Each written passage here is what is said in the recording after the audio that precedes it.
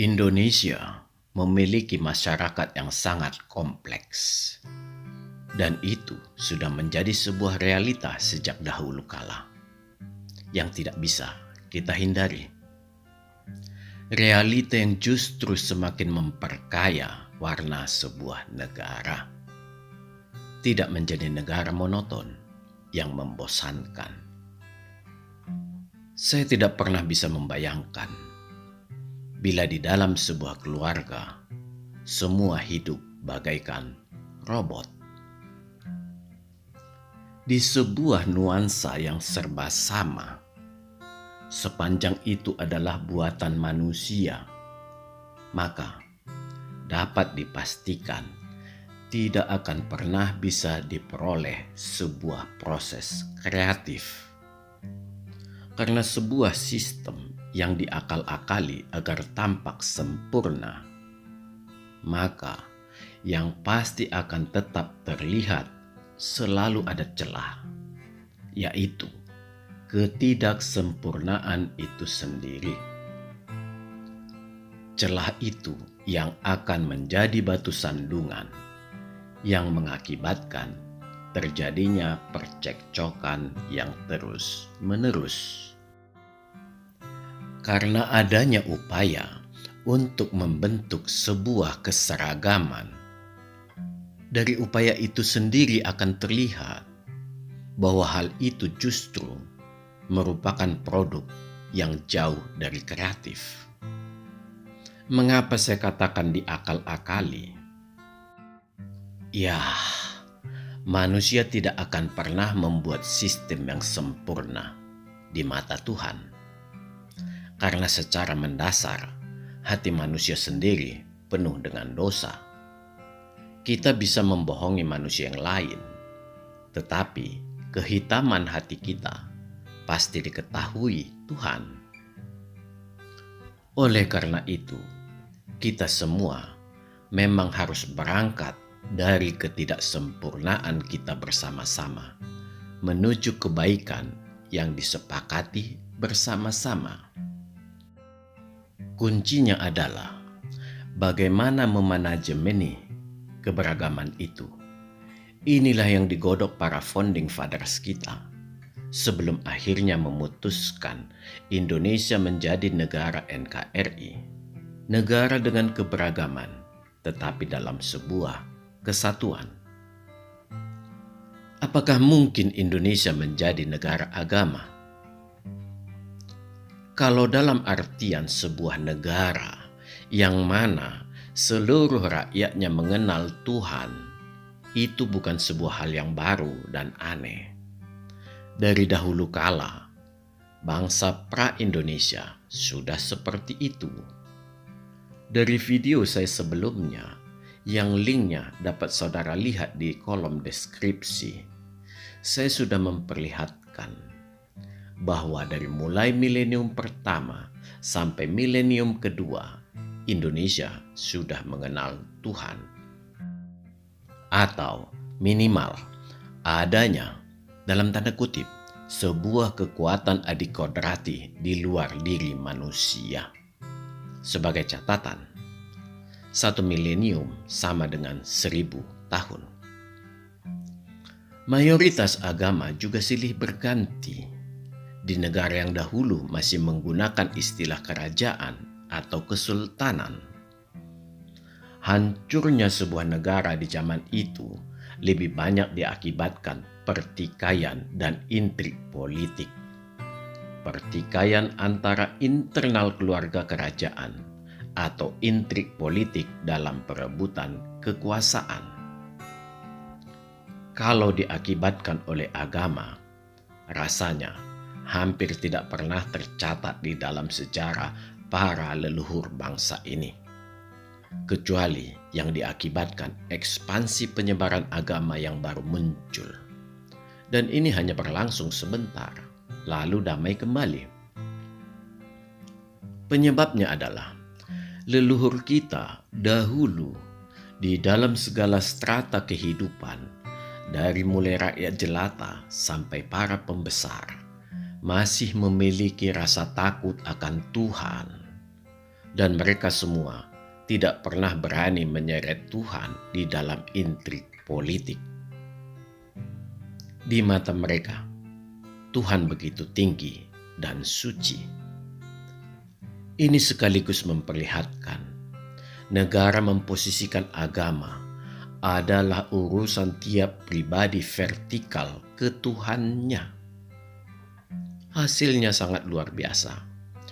Para penguasa dapat silih berganti, tetapi kehidupan masyarakat tetap berjalan dengan wajar. Padahal, sebelum dan sampai di awal Singasari berdiri, intrik politik sudah dimainkan dari halus sampai kasar. Juga permainan politik Raden Wijaya sebagai menantu Raja Kertanegara, sampai ke perang intrik antar para patih Raja Jayanegara di Majapahit, dan berlanjut sampai tahta di tangan Hayam Wuruk. Semua tidak melibatkan rakyat jelata. Kalau kita mendalami intrik politik pada saat itu, kita akan sangat banyak belajar bahwa intrik politik yang ada pada saat ini akan terasa sangat jauh berbeda. Bila dahulu masih bermain dalam skala harga diri pribadi yang sering diselesaikan dengan pertumpahan darah satu lawan satu. Kalau sekarang semua berangkat ke perang intrik justru dengan tidak memiliki harga diri, bahkan kalau perlu mengorbankan orang lain. Yang di luar nalar sehat tidak segan-segan mengajak Tuhan masuk ke kubunya. Inilah kejahatan kita di zaman Indonesia modern ini. Dan saya sangat khawatir melihat para politikus kita saat ini yang banyak tidak memiliki integritas. Akibatnya, rakyat jelata akan luluh lantak karena agama dan Tuhan diseret ke dalam konflik. Jadi sangat jelas sejak dahulu cikal bakal bangsa Indonesia sudah mengenal Tuhan, sudah memiliki agama. Rakyat menyembah Tuhan masing-masing tanpa ada kegaduhan. Agama mayoritas juga tumbuh silih berganti. Inilah hal yang positif di kerajaan-kerajaan pra-Indonesia di zaman dahulu. Adanya sebuah kenyataan, eksisnya keberagaman beragama, sekalipun ada yang mayoritas. Tujuan rakyat juga dalam mengenal Tuhan tidak lain hanya mendekatkan batin kepada Sang Maha Pencipta. Dengan demikian, mudah ditemukan rakyat yang tetap tentram hatinya sekalipun perang perebutan kekuasaan berlangsung. Di akhir milenium kedua dan menginjak awal milenium ketiga ini, bangsa kita seperti tidak terkendali. Sepertinya sang Kapo DKP yang dahulu masih kuat mulai kehilangan powernya. Akibatnya, gelanggang ditinggalkannya dengan begitu saja, tanpa ada upaya untuk membenahi kekacauan yang diciptakannya. Meninggalkan gerombolan pengacau yang berusaha membuat negara ini hanya bercirikan satu agama. Sungguh arogan.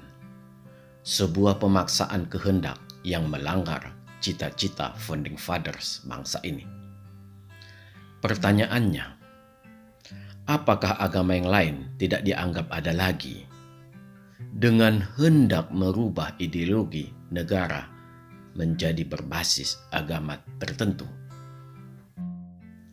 Sebenarnya, agama minoritas yang ada di Indonesia tidak terlalu tertarik membahas berdirinya banyak BUMN di bidang perbankan ataupun institusi semi pemerintah dengan berciri sebuah agama tertentu. Tidak, mereka tidak peduli. Silakan saja sepanjang jangan merecoki kehidupan berbangsa dan bernegara. Karena banyak hal yang jauh lebih penting untuk diurus demi kemajuan bangsa dan negara ini daripada urusan tetek bengek yang sudah pasti tidak akan pernah berhasil bila tidak ada intervensi pemerintah melalui suntikan dana. Sekalipun demikian, sesekali perlu membuka mata batin untuk melihat dengan kacamata jernih agar bisa memperoleh kejujuran. Pernahkah membayangkan bahwa penyertaan modal itu tetap berasal dari seluruh rakyat pembayar pajak? Apabila ada sejenis dana pembinaan umat beragama, apakah sudah dipelototin terdistribusi ke seluruh agama dengan baik atau tidak? Bukan masalah besarannya, karena semua orang yang berpikiran normal tahu bahwa agama dengan umat yang sedikit dengan yang banyak pasti harus berbeda proporsinya. Bukan itu yang penting, tetapi atensinya. Apakah tidak pernah terpikirkan sejak dahulu seluruh umat beragama mau tidak mau wajib berperan serta dalam membangun rumah ibadah agama tertentu? Hal ini disebabkan adanya kewajiban di setiap pengembang perumahan untuk mendirikan rumah ibadah tertentu di setiap kompleks perumahan. Tetapi tetap saja yang menanggung adalah pembeli rumah. Apakah kita semua sadar bahwa semua rumah ibadah di kompleks itu dahulu boleh dikatakan tidak ber-IMB? Padahal umat beragama minoritas tidak membutuhkan bantuan APBD atau APBN untuk mendirikan rumah ibadah. Tetapi kenyataannya tetap pahit. Mengapa sedemikian sulit dan bertele-tele bila ada agama minoritas hendak mendirikan rumah ibadah? Bukankah hak bertuhan atau hak beragama itu adalah hak yang paling ajasi? Orang tidak perlu bertanya ke Komnas HAM, karena memang sejak dahulu tidak akan ada gunanya. Yang penting, semua elemen bangsa ini jangan berpura-pura terus. Alangkah hinanya kita di mata Tuhan dengan meneruskan sikap berpura-pura. Begitu banyak komisi-komisi atau instansi yang didirikan untuk menangani banyak hal di masyarakat. Tetapi semua hanya mendadak menjadi komisi heboh. Artinya, ribut dulu baru muncul. Itu pun kalau para yang mulia itu berkenan muncul. Sangat mengenaskan. Tidak pernah ada upaya pencegahan dini. Banyak komisi, banyak instansi hanya sekedar makan gaji buta. Sungguh miris. Marilah jangan terlalu bising hidup. Jangan terlalu merecoki semua. Negara kita sangat tertinggal dalam ilmu pengetahuan dan teknologi. Negara kita sekarang ini selamat dari kebangkrutan bukan karena iptek, tetapi karena tangan dingin Jokowi mengolah sumber daya mineral kita, ditambah para menteri yang hebat dan pengarahan ke usaha mikro. Memang masyarakat kita lebih safe dengan kesederhanaan sektor mikro. Apapun itu semua, kalau kita tidak bersatu padu mengejar teknologi, maka segala sumber daya mineral itu hanya tetap menjadi gundukan dan sama nasibnya dengan pasir dan batu, hanya sekedar bahan bangunan. Ya, tanpa sadar kita membangun rumah dengan harta karun yang sangat mahal. Saya sering hanya bisa tersenyum pahit melihat itu semua. Di awal video, kita memperlihatkan betapa kompleksnya hidup dalam keanekaragaman, tetapi semua indah karena berwarna. Selanjutnya juga kita memperlihatkan bahwa agama tetap melekat di bangsa kita ini sejak zaman dahulu. Inilah nilai luhur bangsa kita yang tidak ternilai. Nilai luhur yang tersebar di seantero Nusantara, disatukan dan dibingkai oleh founding fathers kita dalam bentuk NKRI. Mata para founding fathers kita sangat jeli. Agama adalah bagian integral kebutuhan manusia dengan penciptanya, tidak terpisahkan. Dan memang itulah hak yang paling ajasi. Bagaimana mungkin seorang manusia hendak memisahkan manusia lain dengan Tuhan yang diyakininya? Keyakinan tidak bisa dipaksakan. Yang bisa adalah memanajemeni keanekaragaman ini agar tidak terjadi gesekan. Karena itulah diperlukan undang-undang. Selain itu, diperlukan keteguhan hati aparat dalam menjalankan undang-undang. Jangan pernah terjadi seorang aparat ngeper ketika ada pemuka agama yang dengan sengaja hendak membenturkannya dengan undang-undang sorga, yang bahkan pemuka agama itu sendiri tidak pernah menjalankannya dengan benar. Sangat mudah menilai itu. Lihat kehidupan si pemuka agama. Dari tutur sapa, kelakuan, cara dia memperlakukan sesama manusia, maka akan terlihat seluruh belangnya. Bila si aparat ngeper dan mundur, memanglah dia tidak mengenal Tuhan yang diyakininya. Tetapi bila dia sadar bahwa dia mengemban tugas yang diberikan Tuhan untuk dia jalankan, maka dia harus tegas dan teguh. Saya lebih percaya terhadap petugas yang dengan teguh menjalankan tugas yang diembannya. Dan seandainya saya disuruh menebak, maka saya lebih percaya si petugas yang akan masuk sorga daripada si pemuka agama. Karena Tuhan tidak bisa kita pakai sebagai alat menggertak orang lain. Janganlah pernah mengajak Tuhan dalam sebuah pertikaian. Pakailah Tuhan untuk mengkalibrasi hatimu melalui doa, agar hatimu selalu jernih dan mampu menatap semua manusia dalam kesetimbangan sesama makhluk ciptaan Tuhan. Para founding fathers kita tidak main-main membuat pagar-pagar yang membingkai NKRI. Tugas kitalah selanjutnya untuk semakin memperkuat pagar itu. Jangan pernah merusaknya, karena keberagaman itu tidak akan pernah bisa dibuat menjadi satu ragam. Sekalipun dibingkai dengan kata-kata, hanya perbedaan dalam hukum bagi penganutnya saja. Lah, pertanyaannya, emang sebelumnya pakai hukum penganut agama yang lain?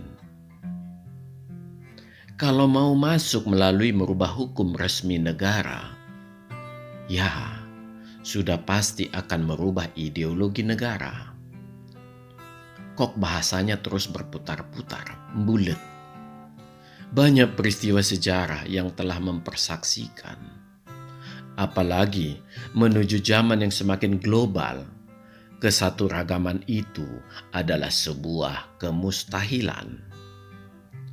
Untuk mempertahankan tetap adanya agama saja, dan itu dapat dilakukan oleh para pemuka agama di dunia ini, saya sudah sangat bersyukur.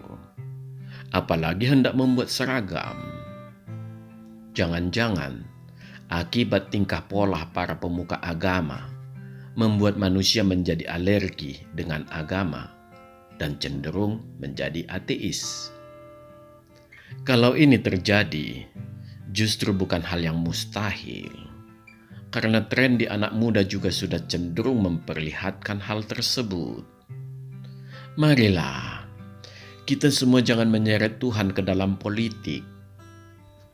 Carilah kehidupanmu dengan wajarnya sebagai manusia. Semua manusia memiliki hak yang sama di mata Tuhan. Tanamkan kesadaran bila mencoba menyeret Tuhan, betapa besarnya kejahatanmu. Tidak ada gunanya memakai tongkat dengan seluruh aksesoris, berjalan dengan dianggun-anggunkan, hanya memperlihatkan kepongahan, muncul di layar TV yang doyan menampilkan tokoh sektarian, hanya demi konten keributan tanpa pencerahan. Tidak ada gunanya itu. Orang cukup melihat apa yang keluar dari mulutmu. Apakah kenajisan atau tidak? Hanya itu. Setelahnya, engkau tidak lebih dari dakocan. Tanamkan di dalam dirimu, mulutlah cerminan hati.